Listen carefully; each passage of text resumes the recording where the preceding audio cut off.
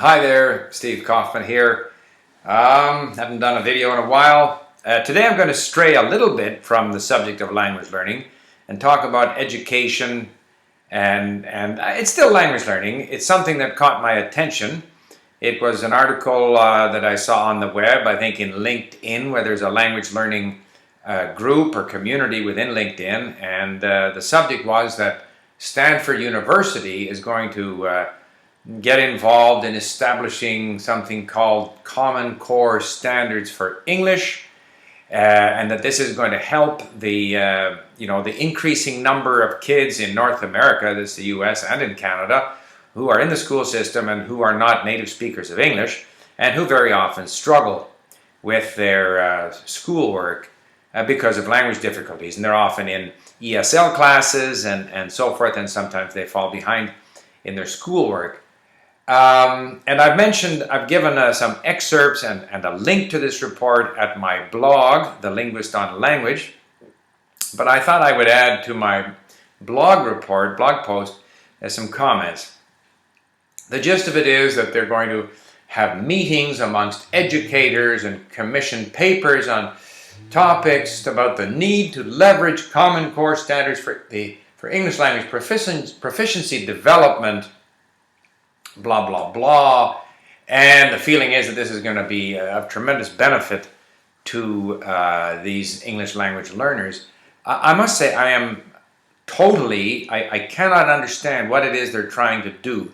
I've seen so many examples here in Canada of these programs over 3 or 4 years where people get together, educators, teachers, administrators, and they're trying to develop new standards and so forth. We have language benchmarks in Canada, 12 levels. They have the Common European Framework in Europe, which is 6 levels. Everybody's coming up with new standards, new frameworks, new tests.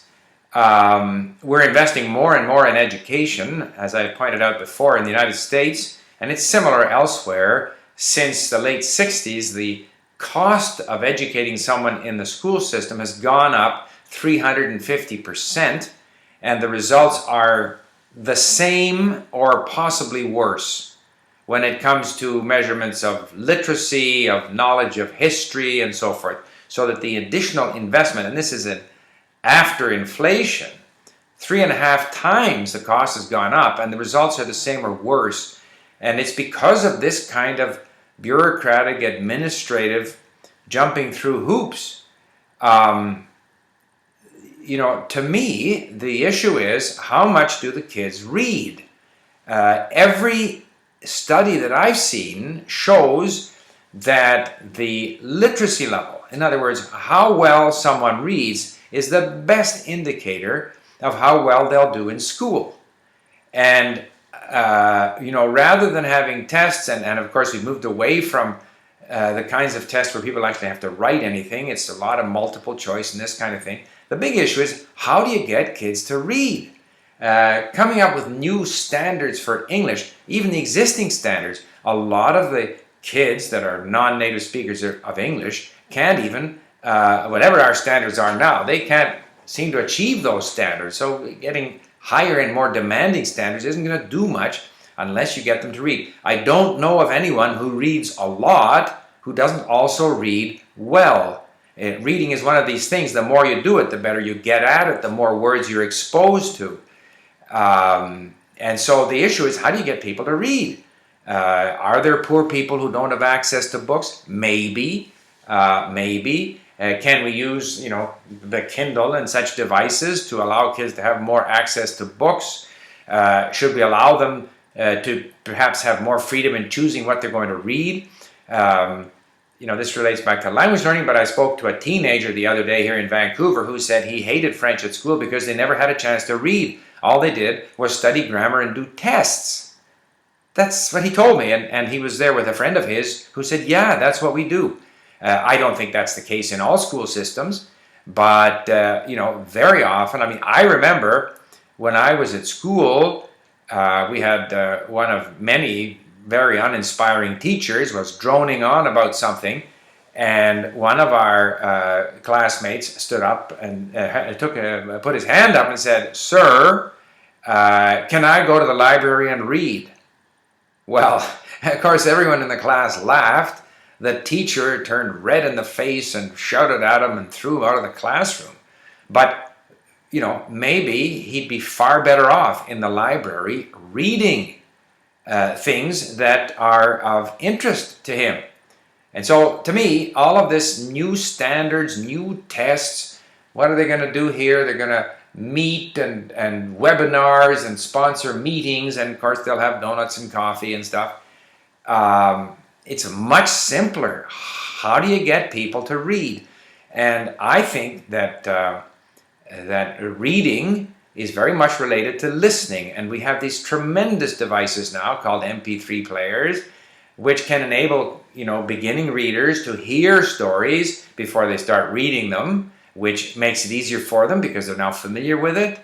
I think we have to say, how do we encourage people to discover the joys of reading? Because once you have that skill, it's a tremendously powerful skill. It's like being able to type quickly.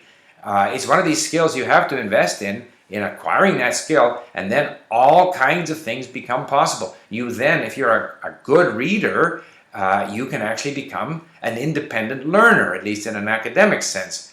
People can learn different things. People can learn, nature study and how to make machinery, and there's many things that you learn through experience and not necessarily through reading. But reading is pretty key. Nowadays, I saw a presentation which indicated that the English level required to read manuals, even for basic jobs, was very, very high.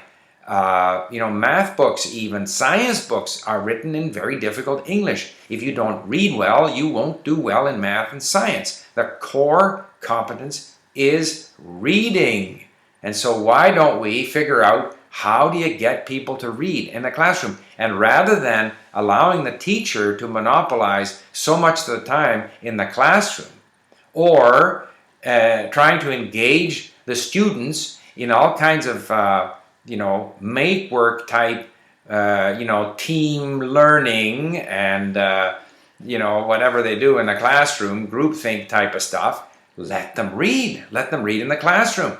If they don't have the habit of reading at home, at least try to cultivate that habit in the classroom. And in that regard, I fully support the ideas of Stephen Krashen with his extensive reading. Let people read. And I think that would simplify things, and therefore we wouldn't have to spend millions of dollars on reestablishing Common Core state standards for English and all these other efforts at creating yet more reports, yet more standards, yet more standardized tests, yet more publications, reports, proposals that really so far at least haven't produced any results, because as I said at the beginning, with an increase of 350% in the cost of K-12 education in the United States, the results are actually worse than they were 30, 40 years ago. So there's my take on that. I could be very wrong on this. Somebody will explain to me what exactly they are going to do. But when I see this thing about Common Core standards for English, I just see a lot more bureaucratic, ceremony, which will again produce very little in the way of improvement in the English standards of these non-native speakers who are in the English language school systems in North America. Thank you for listening.